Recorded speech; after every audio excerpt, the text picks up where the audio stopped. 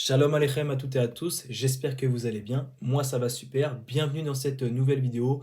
Et oui, je sais, j'enchaîne un petit peu les vidéos, mais j'en profite, je suis en vacances et j'ai assez de temps. Aujourd'hui, comme vous avez pu le voir notamment dans le titre de la vidéo, pourquoi je ne fête pas Noël alors que je crois en Yeshua? Et je pense que cette vidéo tombe à pic puisque je pense que c'est la saison.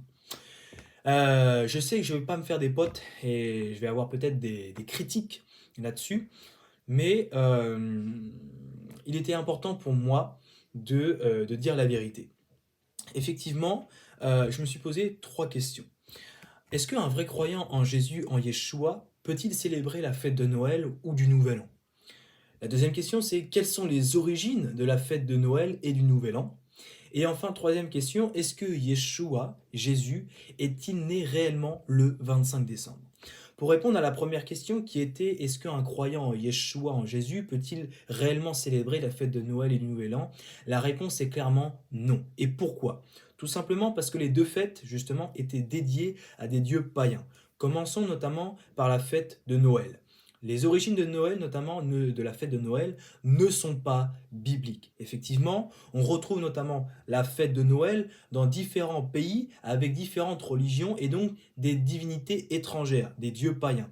Commençons notamment en Babylone, avec notamment le dieu Tammuz, où sa fête c'était notamment le 25 décembre.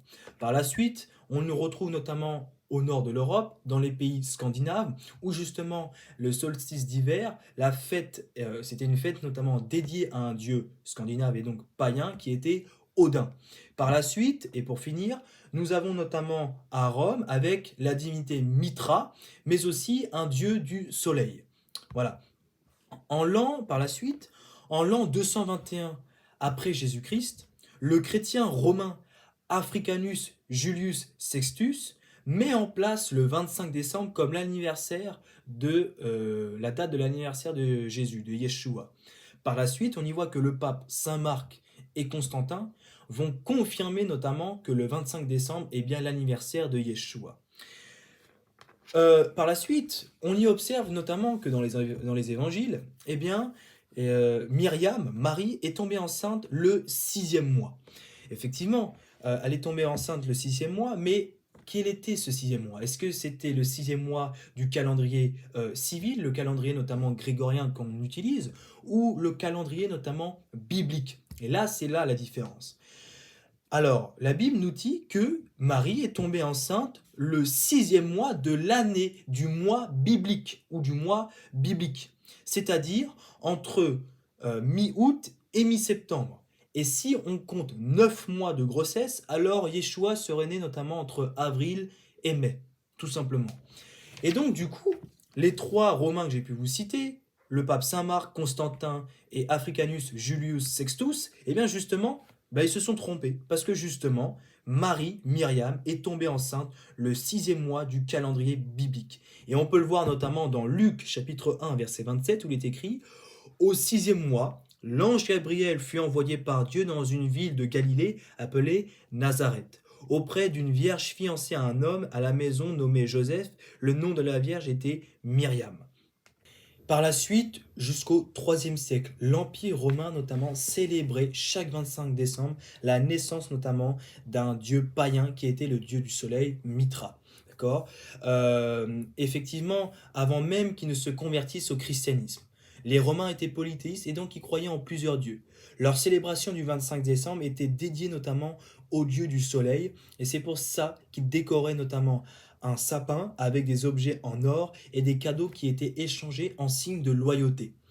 On y retrouve aussi à cette même fête ou à cette même période la fête notamment que l'on appelle Saturnalia, qui est le même objectif que notamment la naissance du dieu soleil, mais cette fois-ci on faisait des sacrifices et là c'est vraiment chaud.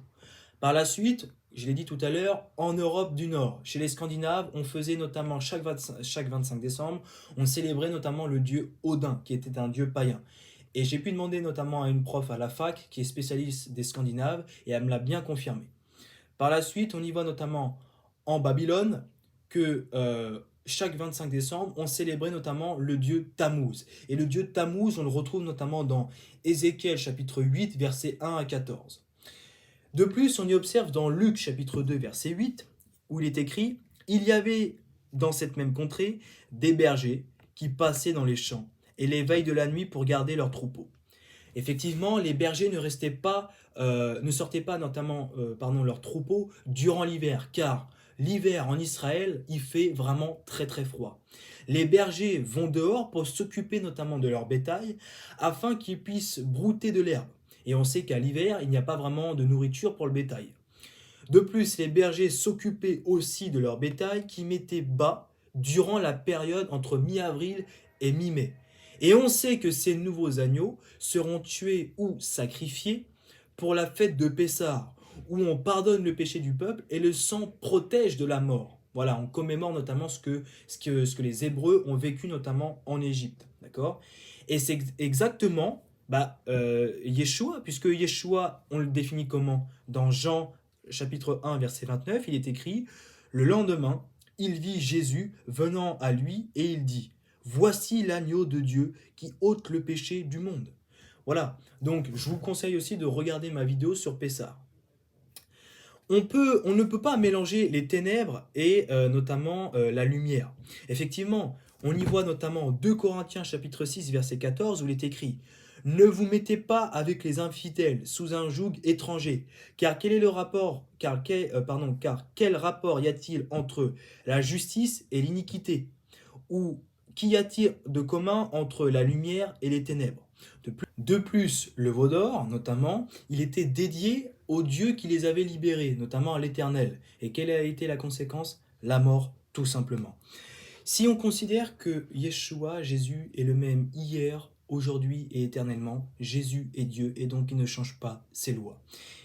Et regardez par la suite ce que dit Yeshua dans Luc chapitre 6, verset 46, où il écrit notamment que « Pourquoi m'appelez-vous Seigneur, Seigneur, et ne faites pas ce que je vous dis ?» Effectivement, les réelles fêtes de Dieu se trouvent notamment dans Lévitique chapitre 23. Et regardez ce qui est écrit au chapitre 2, et au verset 2 et au verset 1.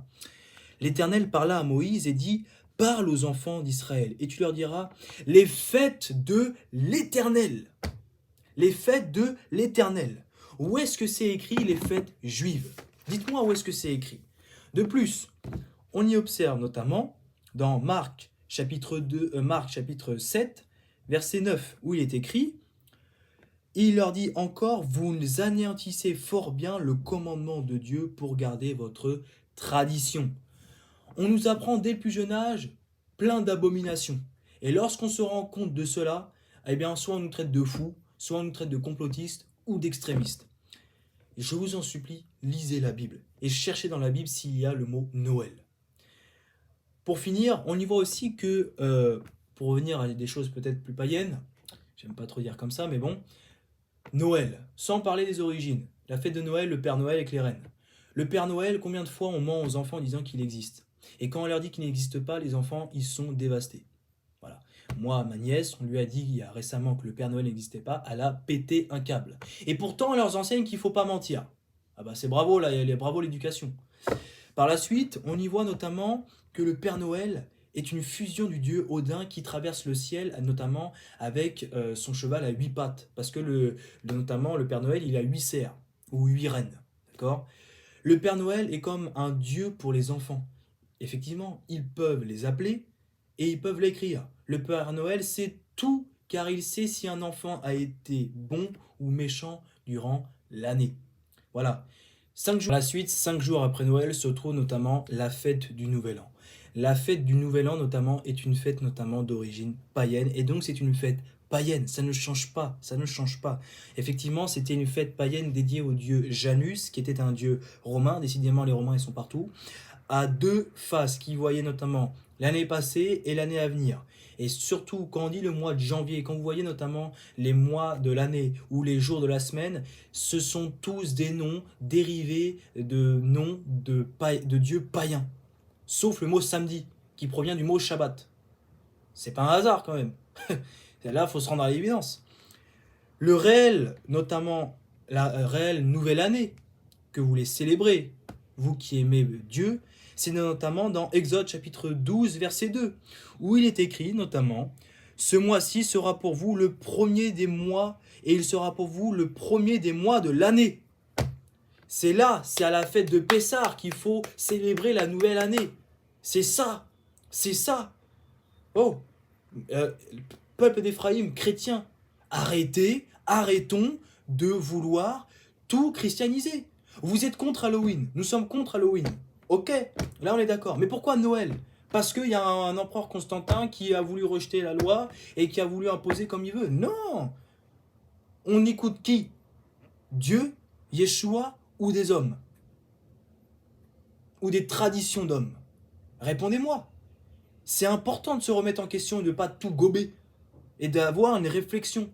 De réfléchir, de comprendre. Chaque fête qu'on va passer là, le Nouvel An, Noël, la Saint-Valentin, la fête des pères et des mères, c'est d'origine païenne. Réveillons-nous. Peuple d'Éphraïm, réveillons-nous. Et oui. Pour autant, la question qu'on peut se poser, c'est comment faire? Pour autant, la question qu'on peut se poser, c'est comment faire si je suis le seul croyant en Yeshua, en Jésus, et je sais que la fête de Noël et du Nouvel An est païen? Comment faire si je suis le seul croyant dans ma famille et que ma famille n'est pas convertie? Moi, j'aimerais juste vous dire, moi, je vis dans une famille non croyante et je célèbre Noël à contre-cœur avec eux. Effectivement, je pense qu'il faut prendre du temps avec sa famille. Voilà.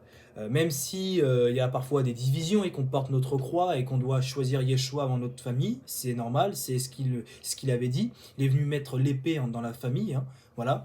Je pense que Yeshua, notamment, veut aussi prendre du temps avec notre famille et on est la lumière de notre famille. Effectivement, il est écrit dans Marc chapitre 2, verset 17, ce que Yeshua ayant entendu, il leur dit. Ce ne sont pas ceux qui se portent bien qui ont besoin de médecins, mais les malades. Je ne suis pas venu appeler les justes, mais des pécheurs.